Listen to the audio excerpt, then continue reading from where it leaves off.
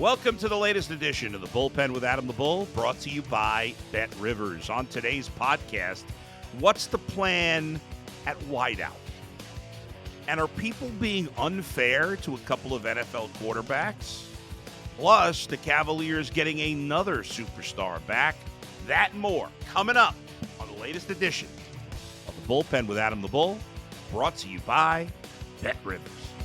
You're watching Adam the Bull on the Bet Rivers Network. Folks, the weather's actually getting a little better, right? Before you know it, the spring will be here. But we still have to suffer through February. Even if February is the shortest month, it always seems to take forever. I don't know. It doesn't make any sense, but it feels long. Although the weather here in Cleveland is supposed to be actually decent for the next week. But once we get through February and into March, right around the time that spring starts, just before the start of spring, what happens? We've got football free agency. Yes, first we have a Super Bowl that's coming up. We'll talk a little bit about that certainly next week. But eventually we get to the point where, hey, we're talking about franchise tags, although I don't think the Browns are going to be franchise tagging anyone, and free agents. Last year, the Browns' main focus was on the defensive line. The defensive line was a disaster outside of Myles Garrett in the 2022 season.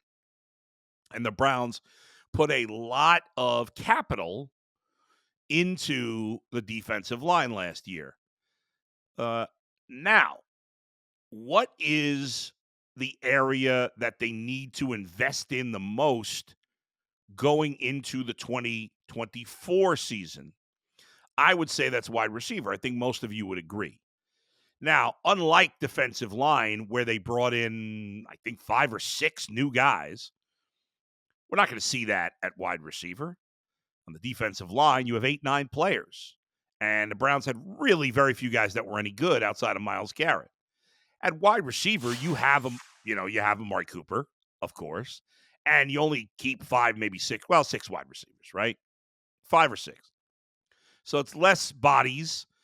I don't think the Browns are going to move on from Cedric Tillman after 1 year. I'm not even sure they're going to move on from David Bell after 2 or Elijah Moore after 1. So at the very least, you have one spot open, right? Marquise Goodwin is not going to come back.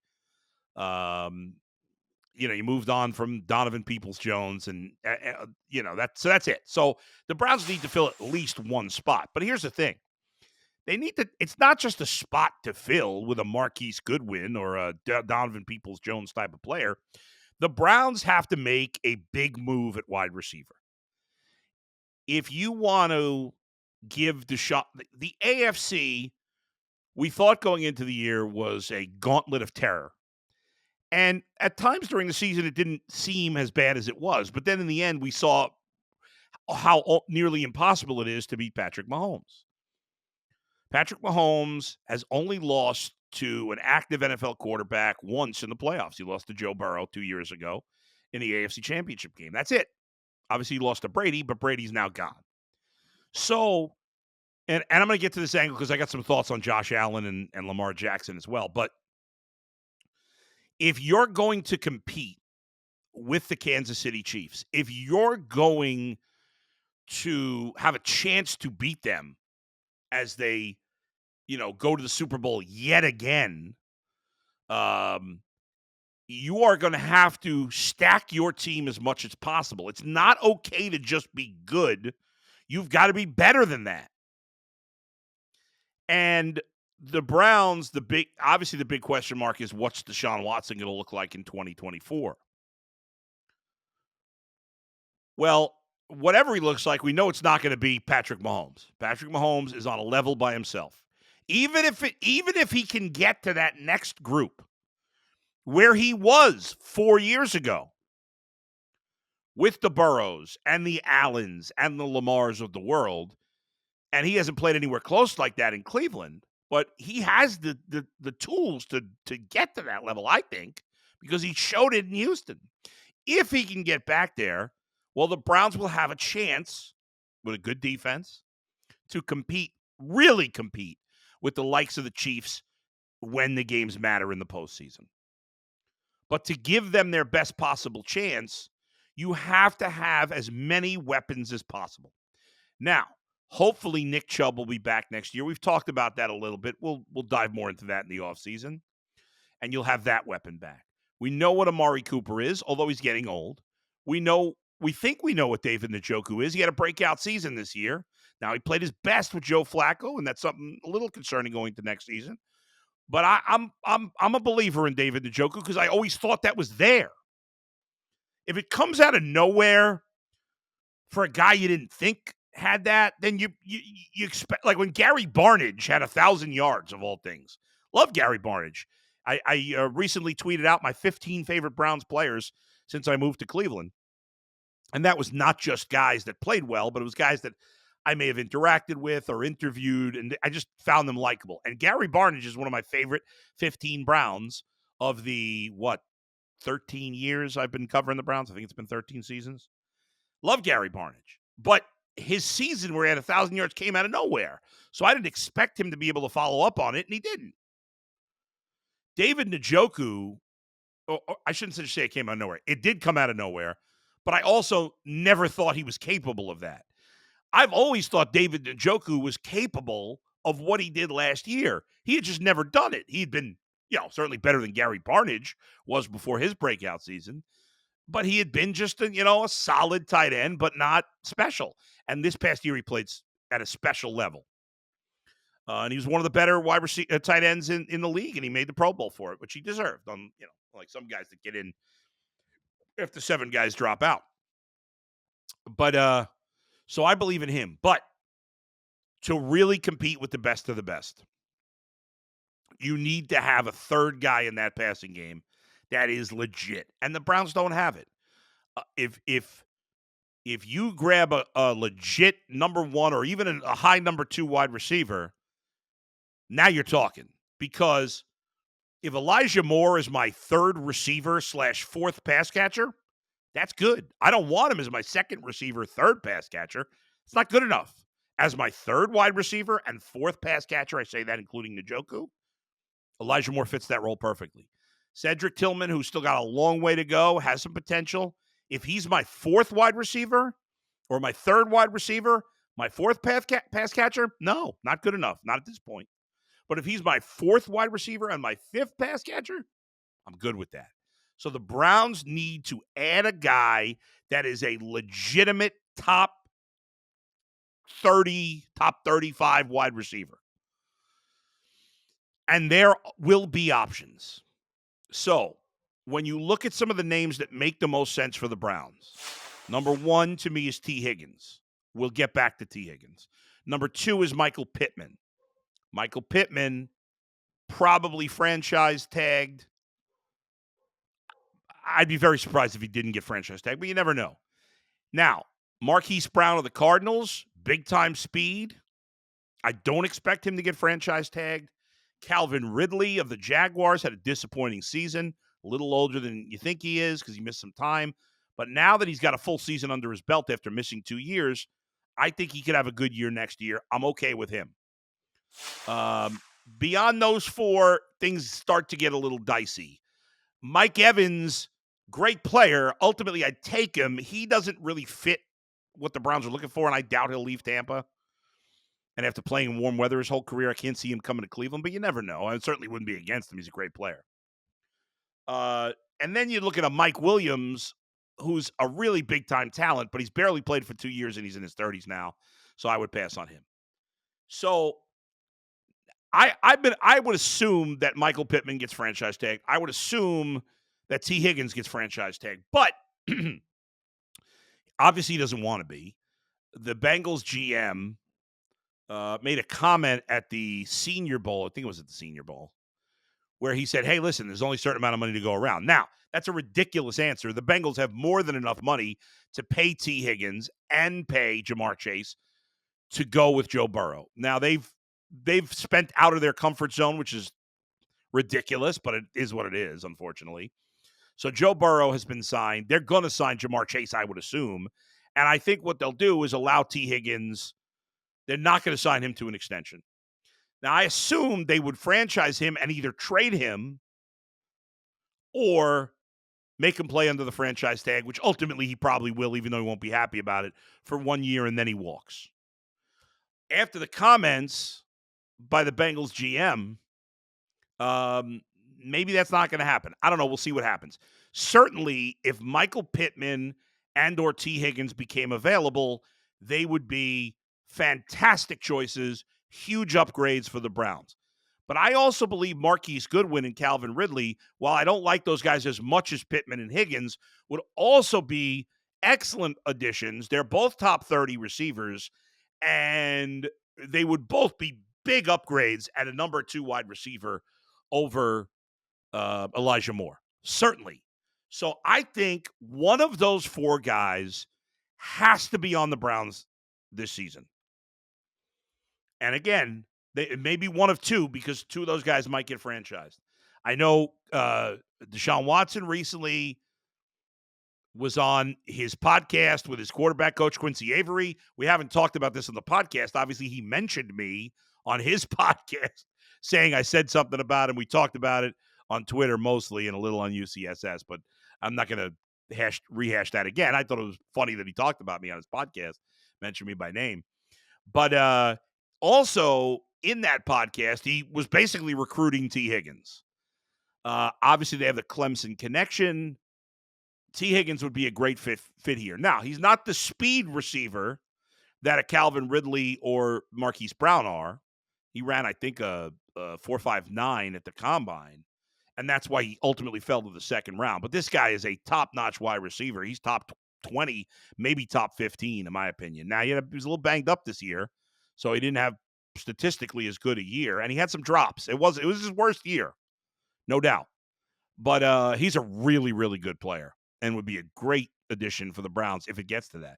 But ultimately, they've got to get one of those 4 guys because now you're talking. Even if it's Ridley, who's my least favorite of the 4, a crew, a top 3 pass catchers of Cooper, Ridley, and Njoku is legit. I mean, that's really good. All 3 guys, you have 2 guys capable of 1,000 yards. Njoku, I mean, I think he's capable of 1,000 yards. He ended up with 8 something. I think there's even more room for him to have because he got off to a slow start, had to block a lot early. If their offensive line can stay healthy next year and he can pair that chemistry he had with Flacco with Watson, there's a chance he could have even a bigger season. He's always had the ability, and he really put it together. So I think we could see it. Now, obviously, we'll talk a lot more about free agency as we get closer to it, but it's just an early look, and I think it's going to be really imperative for the Browns that's their biggest thing they got to do this offseason. Well, I think the biggest thing they have to do is sign Kevin Stefanski to extension, but it doesn't sound like that's coming anytime soon. And after that, it's get a wide receiver. And not just a guy, but a guy, a dog, a legit starting top 30 wide receiver. And all these guys I'm mentioning, certainly Higgins is top 20, Pittman's top 20. I would say Marquise Brown and Calvin Ridley are somewhere between 20 and 30. But if those are the only 2 options, again, Elijah Moore is not in the top. I don't even know if he's in the top 50. That's a big difference. One other thing I wanted to talk about in terms of quarterbacks, I've seen a lot and this is been brought up when it comes to the Cowboys and Dak Prescott. It's been brought up with the Bills and Josh Allen. It's been brought up with Lamar Jackson and the Ravens. I think those are the 3 guys we've heard about the most. Now, Dak's older, so he's not really in this group. But, a lot of people have just determined that those guys can't win a big game, that they can't win when it matters. Now, Josh Allen has won plenty of playoff games, but he's never won an AFC championship game. Lamar Jackson made it to his first AFC championship game and did not play well. Lamar Jackson, for the most part, has played poorly in the playoffs. He played well against Houston in the first round, but in all his other playoff games, he has not played well. Josh Allen has mostly played well, and at times he played well enough to move on. The team around him didn't. But ultimately, he hasn't been able to get past Patrick Mahomes. In the NFC, Dak Prescott has been a disaster in the playoffs. All 3 of these guys are excellent quarterbacks. They're 3 of the 6 best quarterbacks, 7 best quarterbacks in the league, right? And I think with Dak, it's more fair to be very critical because he's old enough where you think he would have broken through already. In Lamar Jackson and Lamar Jackson and Josh Allen's case, if you want to say they haven't won enough big games, I don't disagree. If you want to say Lamar specifically hasn't played well in playoff games, that's completely fair. The criticism is fair. What I don't think is fair is to say, oh, Josh Allen's never going to win a big game or Lamar Jackson's never going to win a big game. Because, first of all, in Allen's case, he's mostly lost to Patrick Mahomes. And as I said before, only Tom Brady and Joe Burrow have beaten Patrick Mahomes. Beating Patrick Mahomes and the Chiefs, you're facing the best quarterback, the best tight end, the best coach. I mean, it's no easy task. Now, eventually, if you want to be mentioned with the greats of all time, you've got to break through. But you don't have to break through in your first 4 years, 5 years. There's still more time. Think about it this way. A lot of people certainly believe Peyton Manning is one of the greatest quarterbacks of all time. I know I do. Peyton Manning lost. He lost his 4 of his first 6 playoff games. And in his first 3 playoff games, he averaged under 200 yards. He threw 1 touchdown and 2 picks. And when he finally won a playoff game in 2004, played great in the first round against Denver, played great in the second round against Kansas City. That was classic Peyton Manning, those first 2 games. And then remember, in his first AFC Championship game, he played Tom Brady, and he got crushed. He was awful, absolutely awful in that game. 1 touchdown, 4 picks, completed under 50% of his passes. And it went on like that for a while. You got to go into Peyton. It was 10. It took him till his 13th playoff. I'm sorry, his 12th playoff game to go to the Super Bowl. And that was in 2006. He had already been in the league. I think it was his 8th. I think it was his 8th year when he finally went to the Super Bowl. Before that year, Peyton Manning was, let's see, he was 3-6 in the playoffs. So he lost 6 of his first 9 playoff games before he went to the Super Bowl in the 2007 Super Bowl, 2006 season. And even in that season, like you remember in the first round, if you remember, he didn't play particularly well. In fact, in that season where they beat the Bears to win the Super Bowl, and unbelievably, I don't know how Rex Grossman got the Super Bowl. Peyton Manning that year threw 3 touchdowns and 7 picks in the playoffs. 7. And nobody thinks of Peyton Manning. Like, I think we're a little surprised he didn't win more. And later in his career, he played much better in the playoffs overall until the end. But nobody thinks of, Peyton Manning can't win a big game. And maybe some people do. I don't. Sometimes it takes longer, especially John Elway didn't win Super Bowls till the end of his career. So the full story hasn't been written on Lamar Jackson or Josh Allen yet. And even Dak Prescott. Now, again, he's older, so he's got less time. He's towards the end of his prime. Whereas, Lamar and Josh Allen are just, middle or even early in their prime. So that's the difference. But still, I think we got to be careful saying, they'll never win a big game. Well, maybe they won't, and then that'll be fair. And if you think they won't, but there have been a lot of guys like Peyton Manning that we just described who it took them a while to have success when it mattered the most. Now, I wanted to jump in. Before we do, I want to switch gears, talk some hoops. But let me tell you about this. We got a really cool thing going on right now here at Bet Rivers. We're offering a second chance bet on your first same game parlay on the big game. You know what I'm talking about. Place a qualifying same game parlay on the big game. If your bet loses, you get a bonus bet equal to your wager. Pretty sweet.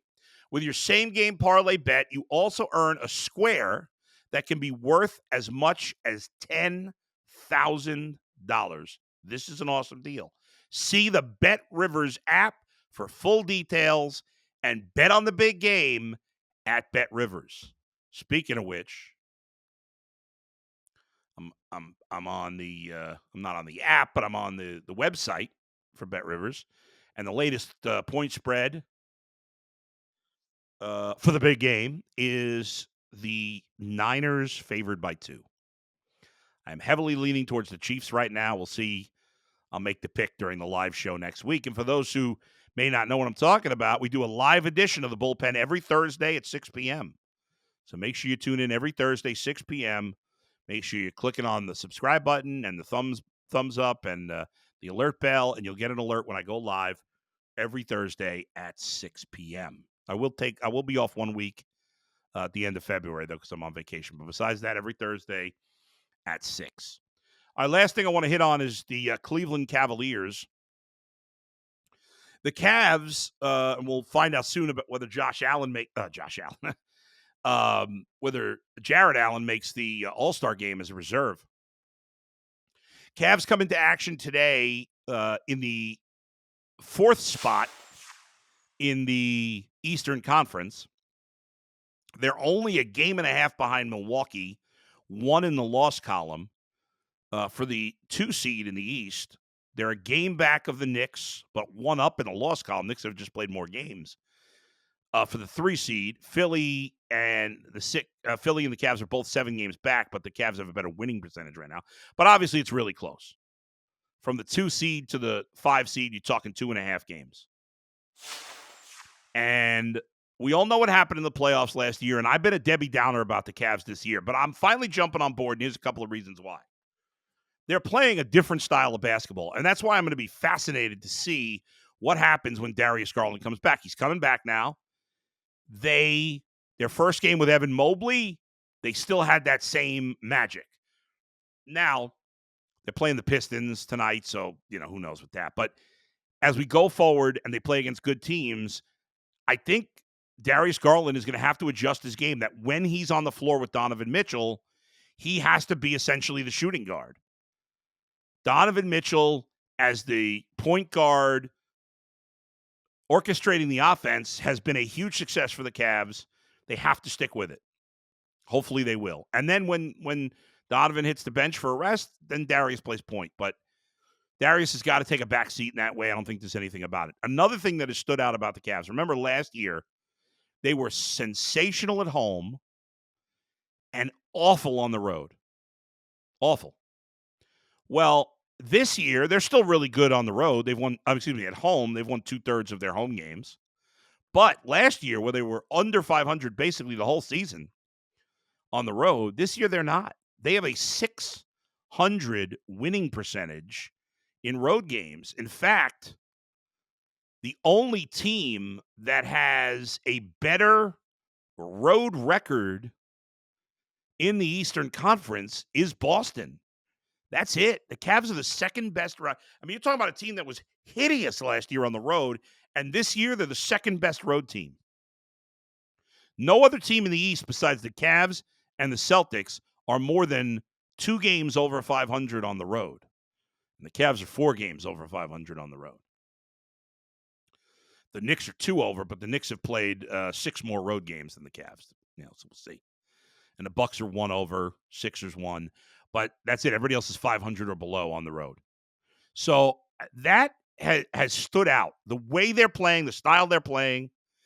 And if they could keep doing this with more from, with obviously Evan Mobley rounding back into form, with Darius Garland getting in the mix, it's going to be fascinating to see how he fits in, and does he adjust his game? Do they make him adjust his game?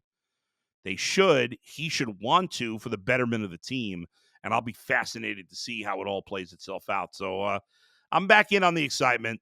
No more Debbie Downer for me on the Cavs. Let's hope they can get it done in the playoffs when it matters. They could very well end up playing the Knicks again this year. We know the Knicks kicked their ass last year. Could be Philly. Right now, the Knicks, as I said, Knicks are the 3 and the Cavs are the 4. So at the moment, they wouldn't play each other. But by the time it's all said and done, they could very well be the 4 and 5 again this year. All right, that's it for me today. Thanks as always for watching. Thanks as always for listening. Again, please hit the subscribe button, thumbs up, the alert. You get the alerts. We're going live, as always, in the Bullpen every Thursday at 6 p.m. Thanks to Brian Monzo for producing. We'll talk to you next time. Where else but right here. Bullpen with Adam the Bull, brought to you by Bet Rivers. See you, everybody.